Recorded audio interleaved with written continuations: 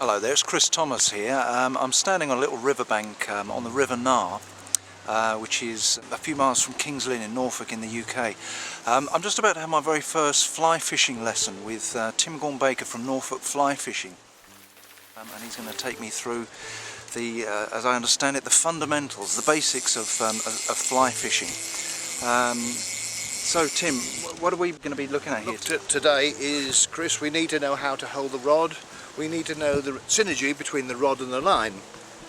And I don't know whether the camera can pick this up, but I'm going to show it to the camera. Always see, if you go to a shop, you'll see rods are marked. The name of the rod, you'll see it's either 9 foot, 10 foot, could be 11 foot, and it has different markings on there with a hash mark. That hash mark in front of it means it'll take a double taper line.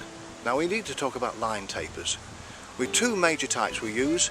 A double taper line is thick in the middle and thin at either end, and we use these to cast with, and the other one we use is a weight forward line. Now this is a line that has a taper at the front, a thick belly, which is the weight at the front of the line, and just thin running lumber behind it. All you need to know as a beginner is that the best line to start with is a weight forward line that matches your rod. Now what you need from when you buy an outfit is the rod should balance at the front of the cork like this. This is a Hardy Marksman with a Hardy reel on it, and it fits perfectly at the front of the cork. If it does that or it does that, you're going to be fighting that all the time. So whatever you do, get a well balanced rod. That's part of the balanced outfit. You must also make sure that the line balances the rod, and it is a 5-weight line to match the rod. Having got that in place, the first thing you do when you get home is pull that line out onto the grass and mark it 10 yards and 2 feet from the rod tip to where the line joins the leader. Well, the leader is the nylon bit on the end. I'm sure if you're a coarse fisher you know what I'm talking about. If you've never fished before, at the end of this very nice coloured line here, I put on about 9 foot of leader, which is thin nylon that the fly is attached to. Okay? And then we can look at that. There's the line, and when we get to the end, I can show you just here, thin nylon at the end. This line has been marked in various places so you can see it in the air. There we are, and this piece, this end here, is the thin nylon. So you, from that point there to the tip of the rod, you want 10 yards and 2 feet.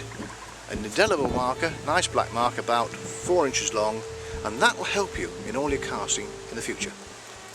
So that's your basic equipment. What else might you need? Well, I'm going to stand a bit further back, and I have on here a fly fishing vest, and here I've got my sunglass case to keep my sunglasses. On this little zinger here I've got a temperature gauge to tell me the temperature of the water. On here I've got a tippet gauge to tell me the size of tippets. So when you're fishing dry flies, you want very small tippets down to about 1.5 pounds. So you need, if you can't always see in the dark, you need to be able to measure the tippet with this equipment here. But the main thing is the pockets. In here I've got my my dry flies in this little pouch here, sitting in there.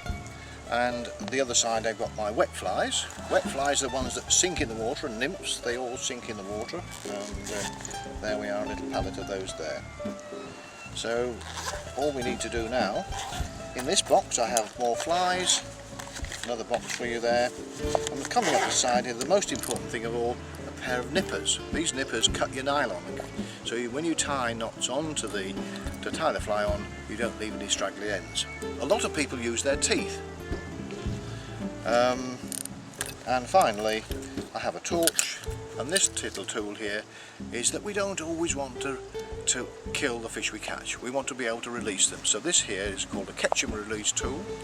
You slide it down the nylon and it takes the hook out of the fish's mouth without any pain, and the fish can get away. And finally, when I turn around, and you'll see behind me, I have my net hanging on my back.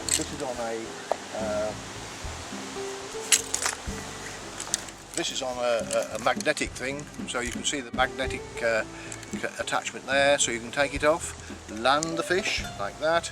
When you've finished with it, you just turn around, put it behind you, like so, it'll hook on to your vest. So that's all you need. Now you carp fishermen who take trolleys and bivvies and all the other things down there, isn't this a lot better? We can now go off up the river and catch fish. The only other thing that I'm wearing today is a pair of chest waders, so I can wade out into the river and show you some casts. And what I want to be able to do, and I'm going to stand further back now, and I'm going to show you the two building blocks for fly casting. I'm going to do it on grass to start with, and then we'll go down into the river and I'll make the cast from the riverside as well. So let's go and see them.